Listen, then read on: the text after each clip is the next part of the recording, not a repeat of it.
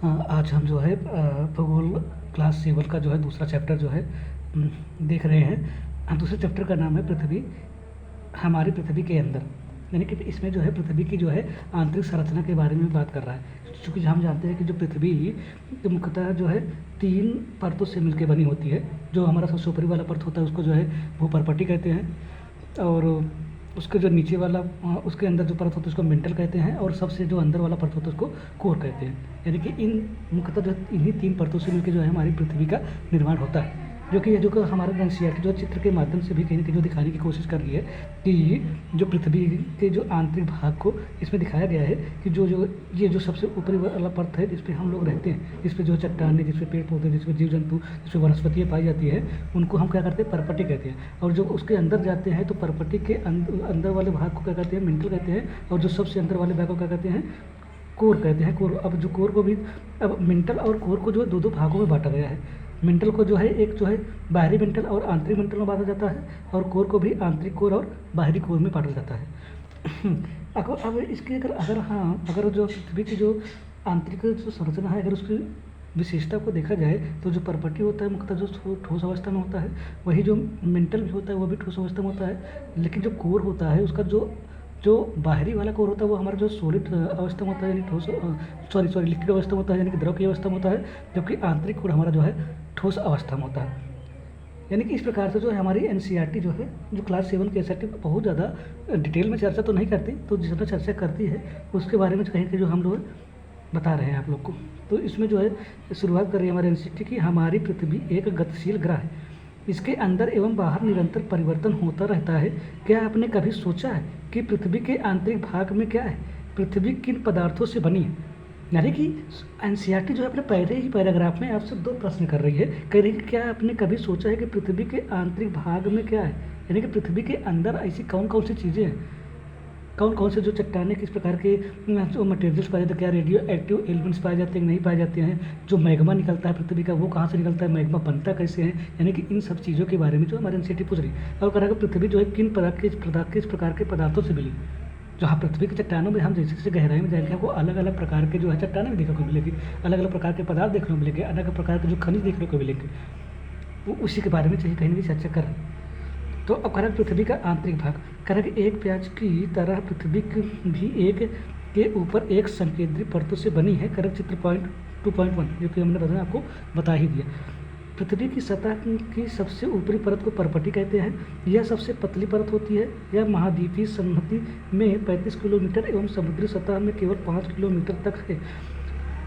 महाद्वीपीय संहति मुख्य रूप से सिलिका एवं एल्यूमिनस जैसे खनिजों से बनी है, इसलिए इसे Cl यानी कि सी मतलब सिलिका तथा एल मतलब एल्यूमिना कहा जाता है।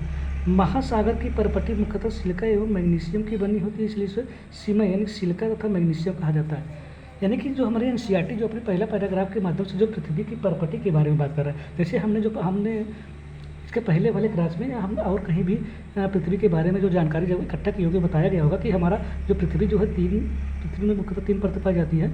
एक हमारा जो तो है भूपर्पटी होता है, एक हमारा क्या होता है भू परपटी होता है, और ये हमारा क्या होता है मेंटल होता है, और ये हमारा क्या होता है कोर होता है। हम जानते हैं कि भू परपटी हमारा जो इसकी जो भू परपटी तो होता है, इसके पदार्थों की बनावट के आधार पर जो है इसका जो अलग अलग नामकरण किया गया है। तो भू परपटी को हम लोग क्या कहते हैं, सियाल कहते हैं, सियाल कहते हैं। यानी कि चूँकि यह क्या कहते हैं सिलिका प्लस एल्यूमिनियम से बना है, इसलिए इसको सियाल कहते हैं। मेंटल को क्या कहते हैं, इसको हम क्या कहते हैं सीमा कहते हैं, चूँकि ये सिलिका प्लस मैग्नीशियम से बना है, इसलिए इसको क्या कहते हैं सीमा कहते हैं। और कोर को कहते हैं निफे कहते हैं, चूँकि ये जो है आयरन फेरस से आयरन और निकिल से बना होता है, इसलिए इसको क्या कहते हैं निफे कहते हैं। तो इसी के बारे में जो हमारी एनसीईआरटी आपको बता रही है।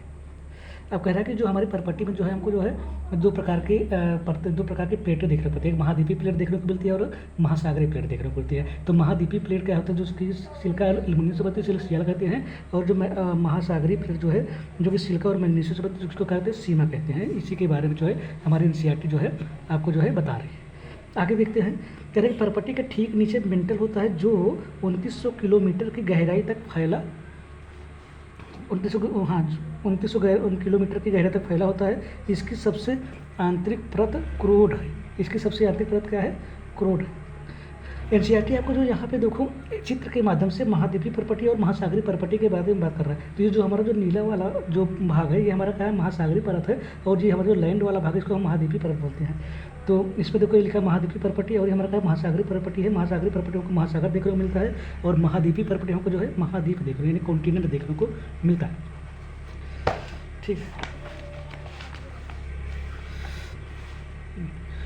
यहाँ पे एनसीईआरटी जो थोड़ा सा यहाँ पे बात कर रही है कि कह रहा कि क्या आप जानते हैं विश्व की सबसे गहरी खान दक्षिण अफ्रीका में स्थित है तथा इसकी गहराई लगभग 4 किलोमीटर है।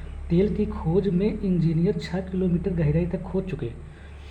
इसके बाद कह रहा है पृथ्वी के केंद्र तक पहुँचने के लिए जो बिल्कुल असंभव है, आपको समुद्र की सतह से 6000 किलोमीटर गहराई तक खोदना पड़ेगा। कह रहे हैं कि अगर हमको पृथ्वी के एकदम कोर तक जाना है तो हमको कम से कम 6000 किलोमीटर गहराई तक खोदना पड़ेगा, लेकिन यह संभव नहीं है, क्योंकि भाई कि 6000 किलोमीटर की गहराई में आप जाओगे तो वहाँ पे तापमान और दबाव और घनत्व सभी बढ़ जाएगा, जो कि एक असहनीय होगा, जो को उस प्रकार के तापमान को कोई सही नहीं सकता। पृथ्वी के कोर का तापमान भी लगभग 6000 डिग्री सेल्सियस, तो ऐसी स्थिति में 6000 डिग्री सेल्सियस में हर चीज़ जल के राख हो जाएगी, वहाँ तक फिर किसी चीज़ को पहुँचना असंभव है, और खोदना भी कहीं कहीं असंभव, क्योंकि जैसे जैसे आप गहराई में जाओगे तो पृथ्वी का जो घनत्व और पृथ्वी का दबाव या प्रेशर बढ़ता जाएगा, तो वो भी कहीं कहीं संभव नहीं। जो आप पृथ्वी के बारे में कह रहा है जिसकी त्रिज्या लगभग 3500 किलोमीटर है, यह मुख्यतः निकिल तथा लोहे की बनी होती है तथा इसे निफे यानी निकिल तथा फेरस कहते हैं। केंद्रीय कोर का तापमान और दाब काफ़ी उच्च होता है, यानी कि इसमें जो है आपको जो आंतरिक कोर के बारे में बता रहा है कि जो ये जो निकिल और आयरन से बना होता है, इसलिए इसका नाम निफे होता है। हमने बताया कि जैसे आप अंदर जाओगे पृथ्वी के, वहाँ पे तापमान भी और दबाव भी और घनत्व तीनों जो है बढ़ता जाएगा, तो इसलिए उसी के बारे में यहाँ पे जो है चर्चा कर रहा है। तो ये हमारी जो पृथ्वी की आंतरिक संरचना के बारे में एनसीईआरटी जो है बात कर रही है। अब इसके बाद जो है शैल एवं खनिजों के बारे में बात कर रहा है कि जो कि हमारा पृथ्वी के जो भूपर्पटी पे जो शैल पाई जाती है, चट्टानें पाई जाती है, खनिज, उन चट्टानों में जो अलग अलग प्रकार के जो खनिज पाए जाते हैं उनका के बारे में बात कर रहा है। तो आप तो पहले में जो है हम थोड़ा सा आपको जो बता देते हैं कि ये जो चट्टानें होती हैं, चट्टानें बनती कैसे हैं। तो क्या होता है कि जो पृथ्वी का जो आंतरिक संरचना होती है, तो उस पर जो हमारा जो अपर मंडल होता है, वहाँ पे एक जो है दुर्बलता मंडल पाया जाता है, जहाँ पे हमारी चट्टानें जो है सेमी मोल्टेन अवस्था में यानी कि अर्ध द्रवित अवस्था में होती है, जिसको हम मैग्मा कहते हैं। तो वही मैग्मा क्या होता है, जब अंदर से जब प्रेशर बनता है तो जो क्या कहते हैं जो वोल्केनिक इरप्शन होता है, यानी कि जो ज्वालामुखी उद्भेदन होता है, तो उद्भेदन के क्रम में जो हमारा जो मैग्मा जो है लावा के क्रम में जब ऊपर आता है, तो पृथ्वी की परपट्टी पर जब वो है कुछ समय बाद जब ठंडा हो जाता है, तो उससे क्या होता है चट्टानों का निर्माण होता है। और उन्हीं चट्टानों के निर्माण से भी कहीं कहीं अलग अलग उस चट्टानों में अलग अलग प्रकार के खनिज पाए जाते हैं। उन्हीं में उसी प्रकार से कहीं कहीं जो है हमको अलग अलग क्षेत्रों में अलग अलग प्रकार के खनिज संपदा देखने को मिलती है। इसी के बारे में जो है हमारी एनसीईआरटी जो है चर्चा कर रही है। तो कह रहा है कि पृथ्वी की परपटी अनेक प्रकार के शैलों से बनी है। पृथ्वी की परपटी बनाने वाले खनिज पदार्थ के किसी भी प्राकृतिक पिंड को शैल कहते हैं। शैल विभिन्न रंग, आकार एवं गठन की हो सकती है। मुख्य रूप से शैल 3 प्रकार की होती है। आग्नेय शैल, जिसको इग्नियस रॉक बोलते हैं, अवसादी, जिसको सेडिमेंट्री रॉक्स भी बोलते हैं, और कैंथोसैन, जिसको मेटामॉर्फिक शैल भी कहते हैं। द्रवित मैग्मा ठंडा होकर ठोस हो जाता है। इस प्रकार बने शैल को आग्नेय शैल कहते हैं। इन्हें प्राथमिक शैल भी कहते हैं। आग्नेय शैल 2 प्रकार की होती हैं, अंतर्वेदी शैल और बहिर्वेदी शैल। कह रहा कि क्या आप ज्वालामुखी से निकलने वाले लावा की परिकल्पना कर सकते हैं। वास्तव में आग की तरह लाल द्रवित मैग्मा ही लावा है, जो पृथ्वी के आंतरिक भाग से निकलकर सतह पर आता है। जब द्रवित लावा पृथ्वी की सतह पर आता है, यह तेजी से ठंडा होकर ठोस बन जाता है।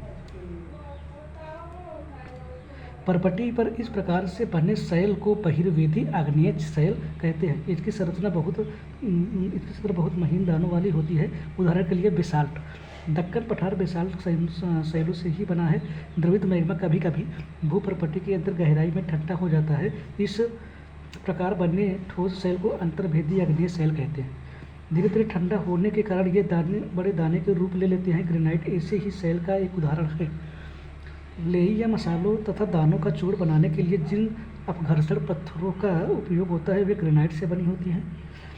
शैल लुढ़ककर, चटककर तथा एक दूसरे से टकराकर छोटे छोटे टुकड़ों में टूट जाती है। इन छोटे कणों को अवसाद कहते हैं। ये अवसाद हवा, जल आदि के द्वारा एक स्थान से दूसरे स्थान पर पहुंचकर जमा कर दिए जाते हैं। ये अदृश्य अवसाद दबकर एक कठोर होकर शैल की परत बनाते हैं। इस प्रकार की शैल को अवसादी शैल कहते हैं।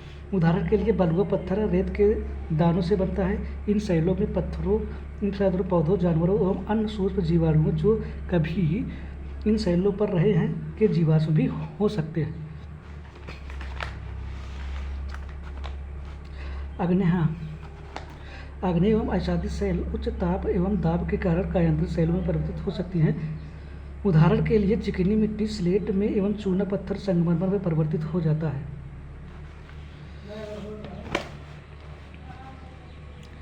शैल हमारे लिए बहुत उपयोगी है। कठोर शैल का उपयोग सड़क, घर एवं इमारत बनाने के लिए किया जाता है। जब आप पत्थरों का उपयोग कई खेलों में करते हैं, उदाहरण के लिए 7 पत्थर पिट्ठू, चिबिड्डी, टापू या किटकिट, 5 पत्थर गिट्टी आदि, आप अपने दादा दादी, माता पिता, पड़ोसी आदि से पूछकर कुछ अन्य खेलों के बारे में जानकारी प्राप्त करें।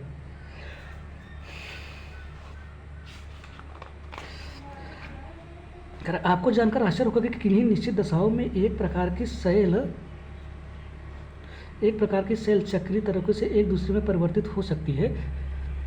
एक सेल से दूसरे सेल में परिवर्तित होने की इस प्रक्रिया को सेल चक्र कहते हैं। आप जानते हैं कि द्रवित मैग्मा ठंडा होकर ठोस आग्नेय सेल बन जाता है। ये आग्नेय सेल छोटे छोटे टुकड़ों में टूटकर एक स्थान से दूसरे स्थान पर स्थानांतरित होकर अवसादित सेल का निर्माण करते हैं। ताप एवं दाब के कारण ये आग्नेय एवं अवसादित सेल कायांतरित सेल में बदल जाते हैं। अत्यधिक ताप एवं दाब के कारण कायांतरित सेल पुनः पिघलकर द्रवित मैग्मा बन जाती है। यह द्रवित मैग्मा पुनः ठंडा होकर ठोस आग्नेय सेल में परिवर्तित हो जाती है। चित्र 2.4 में जो सेल चक्र के बारे में बात कर, अभी मैं जो है आपको थोड़ा सा अभी अच्छे से समझा दूंगा। पहले मैं इस चैप्टर को जो है ख़त्म कर दूँगा। सेल विभिन्न खनिजों से बनी होती है। खनिज प्राकृतिक रूप से पाए जाने वाले पदार्थ हैं जिनका निश्चित भौतिक गुणधर्म एवं निश्चित रासायनिक मिश्रण होता है। खनिज मानव जाति के लिए बहुत महत्वपूर्ण है। कुछ का उपयोग ईंधन की तरह होता है, जैसे कोयला, प्राकृतिक गैस एवं पेट्रोलियम। इनका उपयोग उद्योग, औषधि एवं उर्वरक में भी होता है, जैसे लोहा, एल्युमिनियम, सोना, यूरेनियम आदि।